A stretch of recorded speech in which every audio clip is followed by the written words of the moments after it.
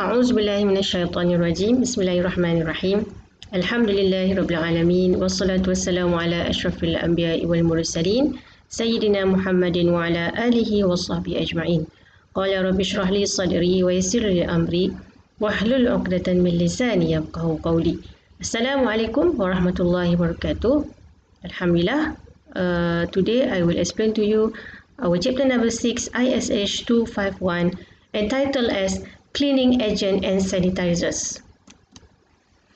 For the introduction, the operation of cleaning and sanitizing are essential parts of food production, and the efficiency with which these operations are performed greatly affects final product quality.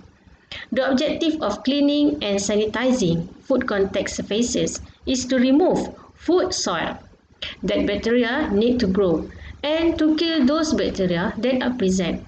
It is important that the clean, sanitized equipment and surfaces drain dry and are stored dry as to prevent bacteria growth. The surfaces of equipment used in the manufacture or processing of food inevitably become soiled and require cleaning and sanitizing. Cleaning and sanitizing must at least be performed at regular and frequent intervals so that a consistently good quality of product is maintained. So what is the meaning of cleaning? Cleaning means the complete removal of food soil using appropriate detergent chemicals under recommended conditions. The friction of cleaning removes most germs. And what is the meaning of sanitizing? Sanitizing is the reduction of microorganisms to levels considered safe from a public health viewpoint. How this cleaning and sanitizing is done depends principally on first, the nature of the food soil or contamination to be removed. Second, the type of surface to be cleaned. Third, the materials used for cleaning and sanitizing. Fourth, the degree of water hardness. And then fifth, the standard of cleanliness required. So what is the meaning of water hardness? Hard water is water that has high mineral content. Water's hardness is determined by the concentration of multivalent cations in the water. These ions do not pose any health threat, but they can engage in reactions that leave insoluble mineral deposits. These deposits can make hard water unsuitable for many uses including cleaning. This is about frequency of cleaning and sanitizing. Frequency of cleaning and sanitizing determined by many factors like time, temperature in the work area, change in foods being processed, whether raw to ready to eat, or whether allergen or non-allergen, and then whether among different meat species. So what are the basic steps in cleaning and sanitizing? The basic steps in cleaning and sanitizing cover number 1, pre-cleaning. What is pre-cleaning? It is scrap and rinse to remove loose food. By using the brushes, scrapers or sweeping to remove as much material as possible. And then rinse equipment and areas from top to bottom with hot water at a temperature of 120 Fahrenheit to 130 Fahrenheit to break up fat and remove visible soil. And then second, you have to wash by using the detergent solutions to remove stuck on food. The detergent should be applied to equipment and facility surfaces from top to bottom, and adequate contact time should be determined, which will depend on the type of soils, the type of equipment or surfaces being cleaned, and the chemical agents used. Typical contact times are from 10 to 20 minutes for cold surfaces and 15 to 30 minutes for hot surfaces. Also, the use of mechanical action with brushes or scrub pads to help remove soil and prevent formation of biofilms is essential. And then number 3, you have to rinse. Rinse to remove food and detergent by using hot water at temperature of 120 Fahrenheit to 130 Fahrenheit and rinse equipment or plant surfaces from top to bottom. And then 4th, you have to sanitize to kill attached surviving bacteria and viruses. Select the appropriate sanitizer for the organisms that need to be controlled in the environment. And then 5th, by using air dry methods. So this is the figures how to improve hygiene and food safety by knowing the difference between cleaning and sanitizing. So what is cleaning? Cleaning is removed food, dirt and other debris from a surface by scraping or removing food bits from the surface. And then second, you have to wash the surface. After you scrape or remove food bits from the surface, you have to wash the surface. And then third, you have to rinse the surface from dirt and from the detergent. And then number 4, you have to sanitize the surfaces by using the sanitizer. So cleaning is removing food and dirt from a surface, but sanitizing is reducing the germs, bacteria or microorganisms on the surface by using the sanitizer. This is how to clean and sanitize equipment and utensils in compartment sink. So the first step is you are doing the pre-wash. What is pre-wash? You have to scrape or flush out large food particles from washing. And then second step is wash in sink number 1 by using the water temperature at least 110 Fahrenheit. Wash the dishes with the detergent, and wash solution must be clean and at proper temperature throughout the operation. And then the second compartment, you have to rinse under the running water. And then the sink number 3 or compartment number 3, you have to sanitize by soaking in sanitizer for at least 1 minute at proper concentration by using whether chlorine, quaternary ammonium or iodine. And use test strips to check the concentration. And then 5th, use the air dry. And you don't have to towel dry the dishes. Cleaning process. Cleaning is the complete removal of food soil using appropriate detergent chemicals under recommended conditions. The friction of cleaning removes most germs. And the success of cleaning process depends on first proper strength of the detergent solution. Be sure to use enough to loosen stuck on foods and cut through the grease. Too much could harm employees or leave residues. And then second, it depends on temperature of the detergent solution. And then number 3, it depends on the contact time of the solution with the food contact surface. And then number 4, it depends on the mechanical action or scrubbing. So be sure to change the wash solutions when they become dirty and use clean clothes and brushes. What is cleaning agents? Cleaning agents can be in various of substances. For example, liquids, powders, sprays or granules. And all these kind of substances is used to remove dirt, including dust, stains, bad smells and clutter on surfaces. Characteristic of a cleaning agent. Ideally, cleaning agents should be readily soluble in water at desired temperature and then non-corrosive to equipment surface, non-irritating to the skin and eyes, and non-toxic, odorless, biodegradable, economical, readily rinsable, stable during prolonged periods of storage, and then effective cleaners of all types of soil. There are types of cleaning agents. Not all cleaning agents can be safe or can be safely used on food contact surfaces. Examples of those that should not be used in food contact surfaces is or are glass cleaners, metal cleaners, tub and tile cleaners.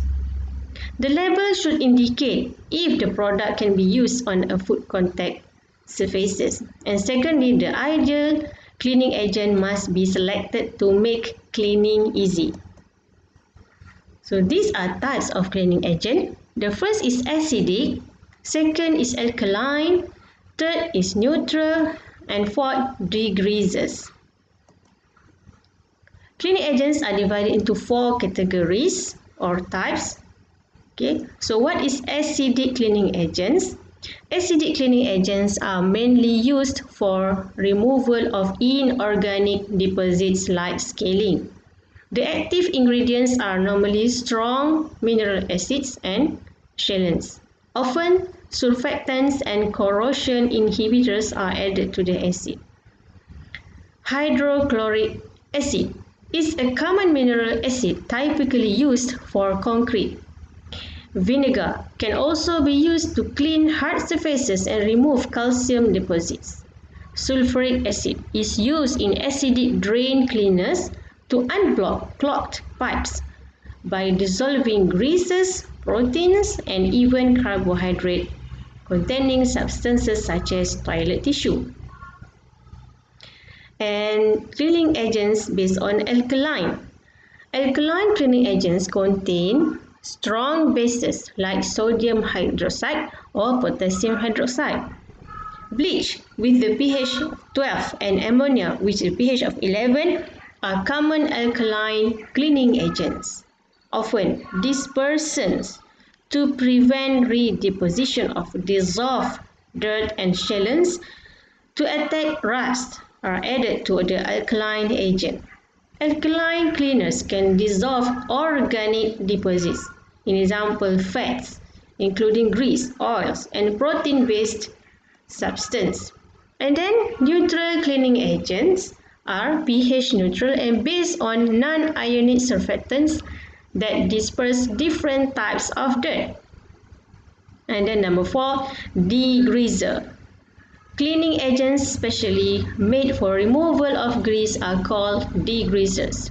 They may be solvent-based or solvent-containing and may also have surfactants as active ingredients.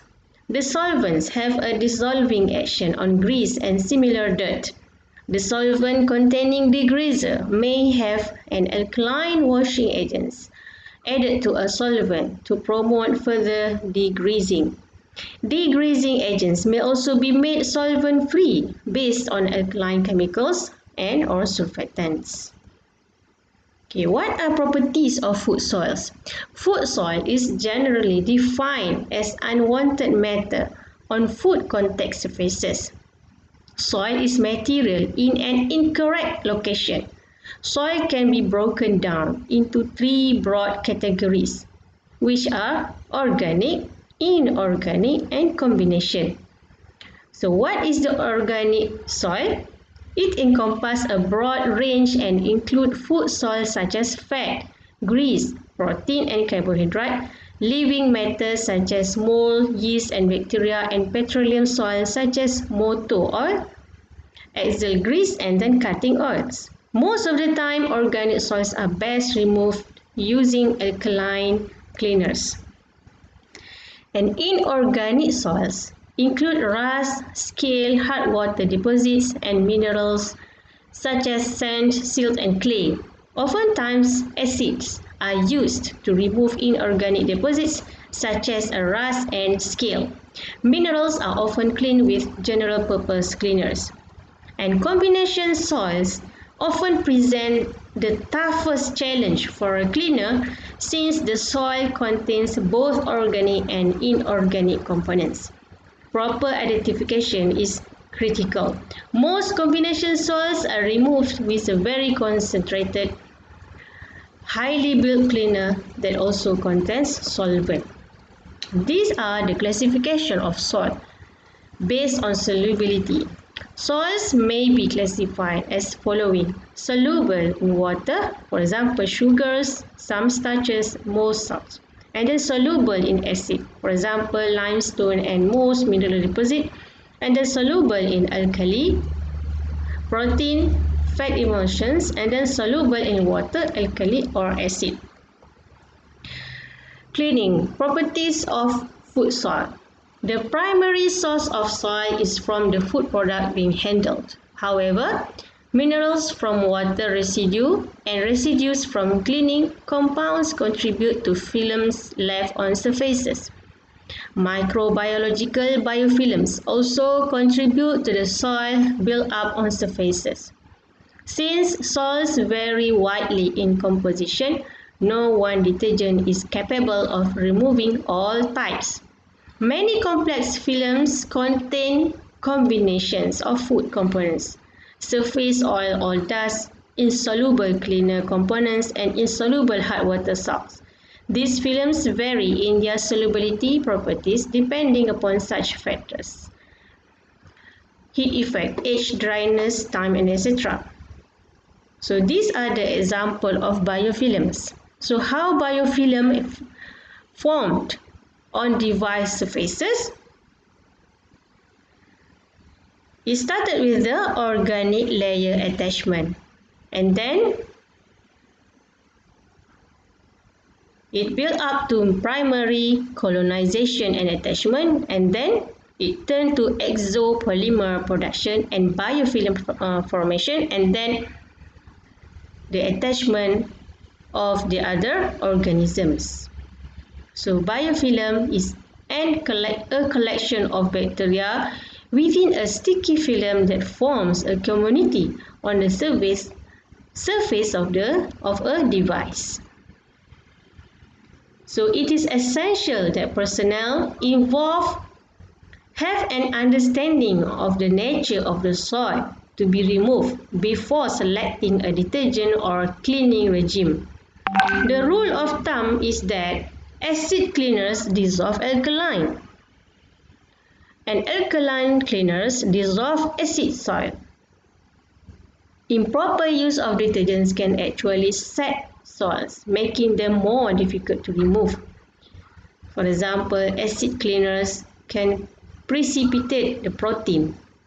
Many films and biofilms require more sophisticated cleaners that are amended with oxidizing agents such as chlorinated detergents for removal. So how to clean the soil? If the soil is fat-based,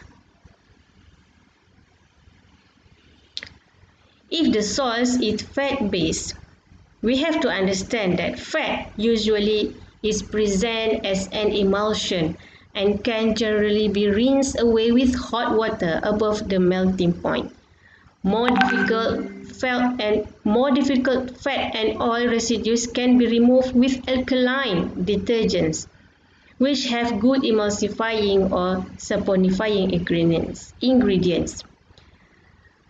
Protein-based soils in the food industry, they are by far the most difficult soils to remove. In fact, casein, a major milk protein, is used for its adhesive properties in many glues and paints.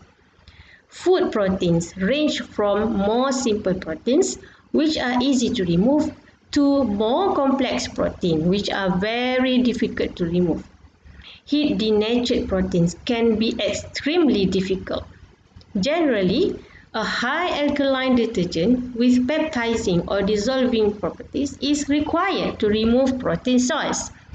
Wetting agents can also be used to increase the wettability and suspendability of proteins, and protein films require alkaline cleaners that have hypochlorite in addition to wetting agents. How to clean carbohydrate-based soil? Simple sugars are readily soluble in warm water and are quite easily removed. Starch residues individually are also easily removed with mild detergents. Starch associated with proteins or fat can usually be easily removed by highly alkaline detergents. How about mineral salt-based soil? Mineral salts can be either relatively easy to remove or be highly troublesome deposits of films. Calcium and magnesium are involved in some of the most difficult mineral films. Under conditions involving heat and alkaline pH, calcium and magnesium can combine with bicarbonates to form highly insoluble complexes. Other difficult deposits contain iron or manganese. Salt films can also cause corrosion of some surfaces. Difficult salt films require an acid cleaner, especially organic acids that form complexes with these salts for removal. Sequestering agents such as phosphates or chelating agents are often used in detergents for salt film removal. How to clean microbiological films? So under certain conditions, microorganisms, for example bacteria, yeast and molds, can form invisible films on surfaces. Biofilms can be difficult to remove and usually require cleaners as well as sanitizers with strong oxidizing properties. How about lubricating greases and oils? These deposits, insoluble in water, alkali or acid, can often be melted with hot water or steam, but often leave a residue. Surfactants can be used to emulsify the residue to make it suspendable in water and flushable. And other insoluble salts, such as sand, clay, or fine metal, can be removed by surfactant-based detergents. Charred or carbonized material may require organic solvents. So that's all for this time. I will continue with my second video. Assalamualaikum warahmatullahi wabarakatuh.